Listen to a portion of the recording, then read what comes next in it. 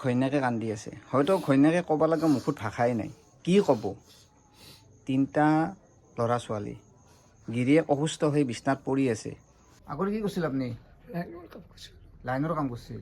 কিমান দিন হ'ল এনে হ'বা? মোৰ আজি হ'ল 2 সপ্তাহমান। মই বজাৰ পৰা কাম কৰি আহি আছিলোঁ, অকস্মাত কি হ'ল আহোঁতে। আপোনাৰ ল'ৰা হয় নেকি? কি হৈছে কি কওকচোন? ভৰিখনৰ এনেকৈ বেদনা কৰি বহুত দিন আছে।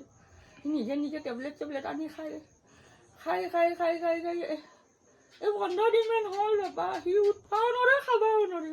তাতে হাগি তাতে মুখে, ঘৰ দুৱাৰ একো নাই। আৰু সেইটো ঠেলা চলো ডাঙৰটো চিনি পায় আপুনি? তেওঁক চিনি পাওঁ মই। ঠেলা চলো, সি কি কৰি খাব আমাৰ তাহাৰ পৰিয়ালটো। সেই গিৰিয়েকে ইনকাম কৰি আছিল আৰু ঘৈণীয়েকে বাচ্ছা এটাক লৈ খাই আছিল। কিন্তু অকস্মাত আজি 14 দিনমান হ'ল তেওঁ ভৰিদি খোজ কাঢ়িব নোৱাৰা হ'ল, কাম কৰিব নোৱাৰা হ'ল, খাব নোৱাৰা হ'ল। আৰু ঘৈণীয়েকে বেলেগৰ ঘৰত কাম কৰি আছে। কোনো গিৰিয়েকে নিবিচাৰে যে ঘৈণীটো মোৰ যাই বেলেগত কাম কৰক। আজি গিৰিয়েকে হয়তো অনুভৱ কৰি আছে যে মই কি হ'ল মোৰ আজি মোৰ চলি উঠাৰ কাৰণে আজি মোৰ নিজৰ ঘৈণীক মই বেলেগৰ ঘৰত কাম কৰিব পঠাব লগা হৈছে। চাওক, তেওঁ কান্দি আছে, তেওঁ হয়তো অনুভৱ কৰিছে সেইখিনি কথা। মুখে গিৰিয়েকক চাওক, হঠাৎ কি হৈ গৈছে। আৰু মুখে মাক চাওক, এনেকৈ মাকে কান্দি আছে পুতেকৰ কাৰণে। মানে হস্পিটেলত নিয়াৰ কাৰণেও হাতত 100 টকাও নাই, যে হস্পিটেলত নিব সেই 100 টকাও নাই। একদম বিষত থাকবাই নোৱাৰোঁ, একদম লৰবাই পেচাব কৰবা উঠোঁতে মই একো নোৱাৰোঁ। একলা ধৰি উঠিব পাৰো নোৱাৰে, মানুহ লাগে দুটা, কেতিয়াবা পৰি যাওঁ, এনেকুৱা হৈ গৈছে মোৰ। আৰু কি কৰিম আপোনাৰ, মইতো 30 যদি ভালে হ'ল হয়, মইতো চলাব পাৰিলোঁ হয় না কাম কৰিব পঠাইছিলোঁ হয় না কিবা কৰিলোঁ হয়। মোৰ বিৰাট আপোনাৰ এই 3টা চলি আছে। মোৰ এই 3টা চলি কি কৰিম, কেনেকৈ বহিম, তাৰ মই যদি কিবা হৈ যাব লাগে তাহাত কি হ'ব। ঘৈণীয়েকে কান্দি আছে। হয়তো ঘৈণীয়েকে ক'ব লগা মুখত ভাষাই নাই, কি ক'ব। তিনিটা ল'ৰা ছোৱালী, গিৰিয়েক অসুস্থ হৈ বিছনাত পৰি আছে, বেলেগৰ ঘৰত কাম কৰিব যাই আছে। তোমাৰতো বেলেগৰ ঘৰত কাম কৰিব ইচ্ছা নাই, যাবৰ ইচ্ছা নাই, কিন্তু পেটৰ কাৰণে চলি 3টাৰ কাৰণে যাব লগা হৈছে। বাপেকৰ অৱস্থা অসুখ নহ'লে বাপেকে সেই কৰলাক হয়, নোৱাৰাৰ দেৰি যাব লগা হৈছে।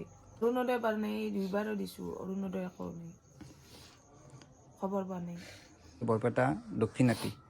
আৰু এই পৰিয়ালটো বৰ্তমান বহুত বিপদত পৰি আছে। ঘৈণীয়েকে হাতযোৰ কৰি গিৰিয়েকৰ কাৰণে ভিক্ষা খুজিছে। আমি যদি অলপ পইচা দিওঁ চিকিৎসা কৰিব পাৰব, কাৰণ হস্পিটেলত নিয়া বা পৰীক্ষা নিৰীক্ষাত অলপ পইচা লাগব। সেইখিনি পইচা যদি আমি গোটেই মিলি 10, 20, 50 যেনেকৈ পাৰোঁ যদি মিলি দিব পাৰোঁ, ধুনীয়াকৈ সুস্থ হ'ব আৰু নিজে কাম কৰিব পাৰব, যাতে ঘৈণীয়েকে কাম কৰিব নালাগে। চাওক, তেওঁ কৈছে যে মই ঘৈণীয়েক কাম কৰিব প্ৰথম না, মোৰ ইচ্ছা নাকে ঘৈণীয়েক কাম কৰিব পঠাবা, কিন্তু মই পেটৰ কাৰণে চলিকেইটাৰ কাৰণে ঘৈণীয়ে আজি বেলেগত কাম কৰিব লগা হৈছে। চাওক, গিৰিয়েকৰ কিমান অশান্তি। ঘৈণীয়েকে এই চলি 3টাক থৈ কাম কৰিব যায়, সেই 2 পইচা পাব, সেই পইচাই দি আনি ঘৰখন চলিব। চাওক, আজি এইখন ঘৰত কেনে বিপদ। গতিকে মই অলপ অনুৰোধ কৰিম, অলপমান আপোনালোকে সহায় কৰক এই পৰিয়ালটোক। বেছি নালাগে, আমি যদি 10-15 হাজাৰ টকা যদি এওঁলোকক দিব পাৰোঁ তুলি, তো সিহঁতে সুস্থ হ'ব।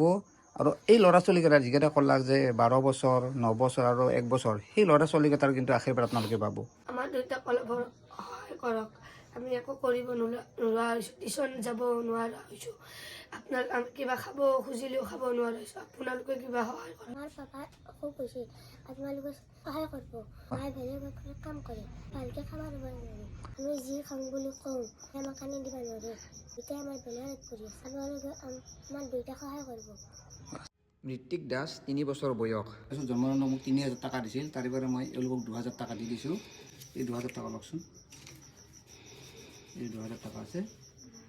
আপোনালোকে এটা কাম কৰিব, কালিয়ে যাই এডমিট কৰক, ঠিক আছে? প্ৰথমতে এডমিটখিনি কৰি লওক, তাৰপিছত কি হয় দেখা যাব।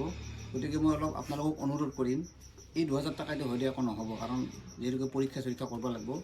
দেখাই পাইছে সৰু ল'ৰা ছোৱালী, মাকে বেলেগৰ ঘৰত কাম কৰিব লগা হৈছে। গতিকে আপোনালোকে অলপ সহায় কৰক। কিমান মানুহ আছে বৰ্তমান? তো অলপ ঘৈণীয়েকক চাওক, আমাৰো ল'ৰা ছোৱালী আছে, নিজৰ ল'ৰা বুলি ভাবি নিজৰ ছোৱালীটো বুলি ভাবি অলপ সহায় কৰকচোন। বেছি নালাগে নহয়, আপোনাৰ গুগল পে' আছে, 10 টকা দিলেও এও একদম সুস্থ হৈ আহিব। আৰু এও লাইটৰ কাম কৰিছিল, লাইটৰ কাম কৰি মানে ঘৰখন চলি আছিল। হঠাৎ তেওঁ অসুস্থ হৈ আছে এনেকৈ বিছনাত। বহুত দিব নালাগে, 100, 200, 500 দিব নালাগে। গোটেই মিলি 10-20কে দিওঁ, আমি তেওঁক নিশ্চয় সুস্থ কৰিব পাৰিম। আৰু যদি সুস্থ কৰিব পাৰোঁ, হয়তো ঘৈণীয়েকে বেলেগৰ ঘৰত কাম কৰিব নালাগে। কৈছে ল'ৰা ছোৱালীখিনি যে কিবা খাওঁ বুলি মাকে দিব নোৱাৰে। কাৰোবাৰ যদি ৰেচন দিওঁ বোলে মোৰ লগত যোগাযোগ কৰক, মই তেতিয়া ৰেচনখিনি দিব পাৰোঁ। ৰেচনৰ খুব প্ৰয়োজন হৈ আছে।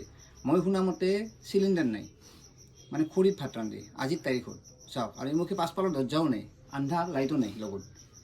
এইখন ঘৰত বেমাৰ, তাকো লাইট নাই, চিলিণ্ডাৰ নাই, পিছফালৰ দৰ্জা নাই, ঠাণ্ডাত আহি আচৰিত খাইছোঁ, আচৰিত। বৰপেটাতো এনেকৈ মানুহ আছে।